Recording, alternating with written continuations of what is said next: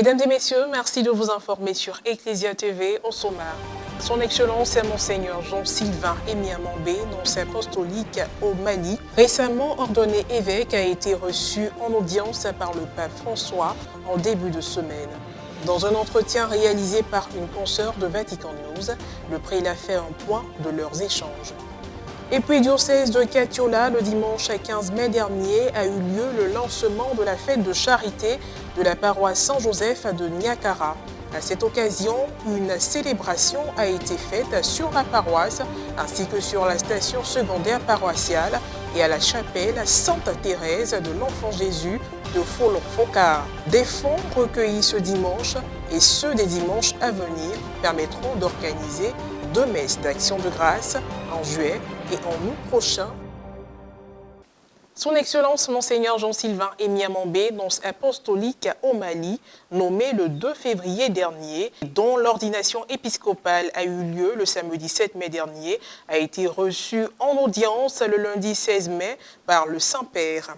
Au cours d'un entretien qu'il a accordé à Vatican News, le prélat fait le point de leurs échanges qui ont essentiellement porté sur la nécessité de la mission du nonce apostolique et la préoccupante situation au Mali. Un extrait de l'entretien réalisé par Françoise Niamia de Vatican News. Au cours de l'audience que le Saint-Père a daigné m'accorder, nous avons échangé, entre autres, sur la mission du nonce apostolique au sein de l'Église.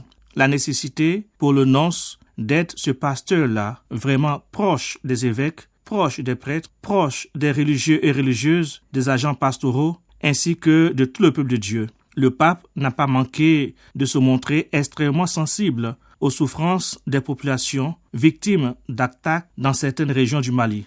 Nous allons revenir à cette ordination le 7 mai dernier. Au cours de son homélie, le cardinal Pietro Parolin vous a invité en tant que nonce apostolique au Mali à faire sentir la proximité pastorale du Saint-Père aux côtés des fidèles catholiques de ce pays, aussi à poursuivre le dialogue interreligieux. Vous a également invité à encourager le dialogue pour obtenir la concorde et la paix au Mali. Je commence d'abord par la proximité pastorale. La proximité pastorale est une attitude très chère au Saint-Père.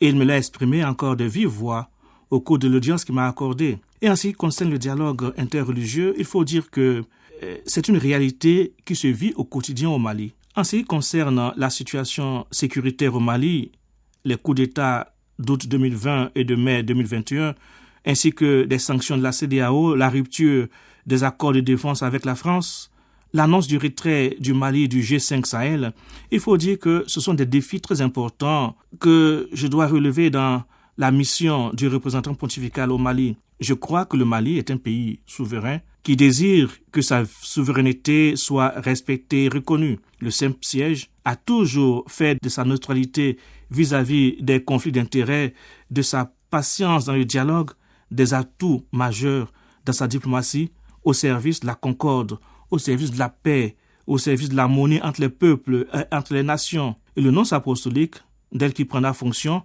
ne manquera donc pas d'apporter sa modeste contribution, aussi minime soit-elle, dans le dialogue entre les Maliens eux-mêmes, d'une part, et d'autre part, le dialogue entre l'État malien et la communauté internationale. Et mon vœu le plus cher, c'est que le Mali retrouve sa place dans le concert des nations et que le Mali parvienne à une vraie paix, pour un vrai développement. Votre ordination épiscopale a eu lieu le 7 mai dernier à Abidjan, à la cathédrale Saint-Paul d'Abidjan-Plateau, par le cardinal Pietro Parolin. On rappelle que vous êtes le premier nonce d'origine ivoirienne. Alors, que pensez-vous de cette effervescence pour votre ordination, avec l'implication des autorités du pays, de toute l'Église et du peuple de Dieu?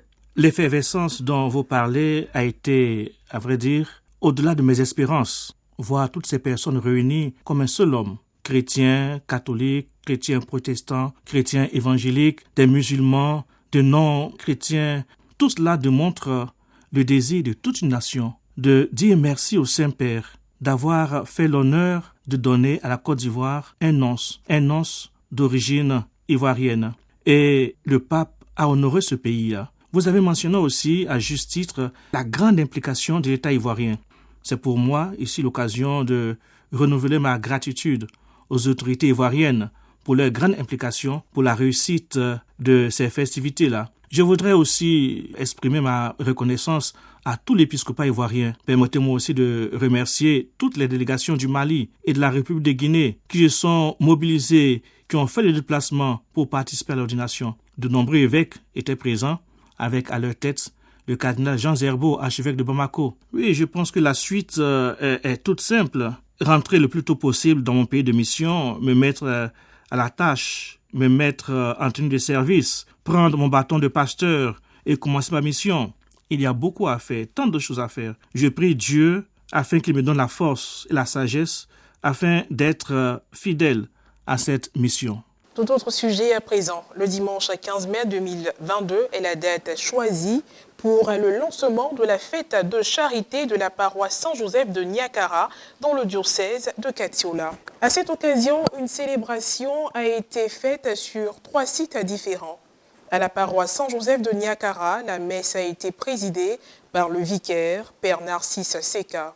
Sur le site de la station secondaire rattachée à la paroisse, la messe a été présidée par le curé, Père Félix Ngapele Koulibaly. Et à la chapelle Sainte-Thérèse de l'Enfant Jésus de Folofokaa, la liturgie de la parole a été conduite par un catéchiste. Au cours de sa prédication depuis la paroisse mère, le Père Narcisse Seka a rappelé le grand commandement que Christ a laissé aux chrétiens, celui de l'amour, prononcé le jeudi saint avant sa passion et sa mort sur le bois de la croix. De ce fait, il a invité les fidèles à faire preuve d'amour en toutes circonstances. Le célébrant a défini l'amour comme un sentiment immense et agréable qui unit les cœurs. Pour lui, un chrétien qui vit l'amour à la manière de Dieu laisse transparaître les vertus du Saint-Esprit dans son vécu. Le Père Narcisse a exhorté les fidèles à se débarrasser des faux sentiments qui ne sont que contre-témoignages.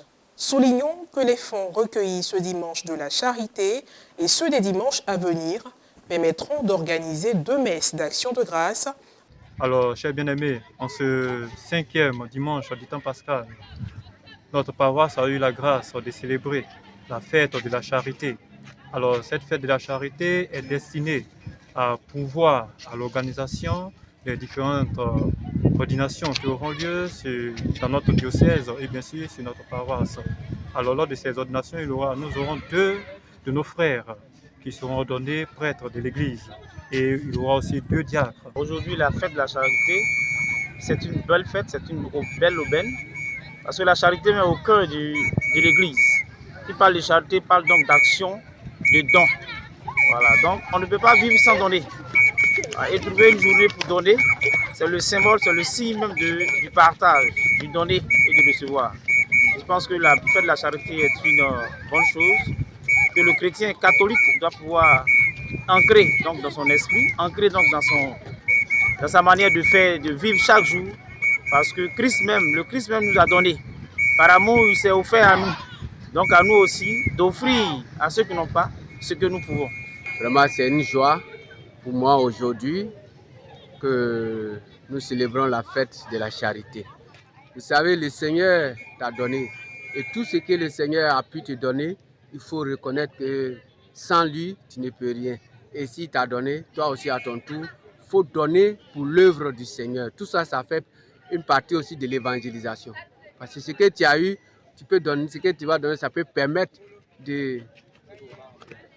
d'annoncer l'évangile. On peut prendre un peu de carburant pour aller annoncer l'évangile ailleurs et puis vraiment aider la communauté à avancer. Vraiment, c'est une joie de donner. Quand tu donnes avec joie, le Seigneur dit de venir donner avec joie. Quand tu donnes avec joie, lui-même là, il est heureux, il te retourne encore en grâce et en bénédiction. Point final à cette édition d'information. Merci de l'avoir suivi. Que je veille sur nous. À très bientôt.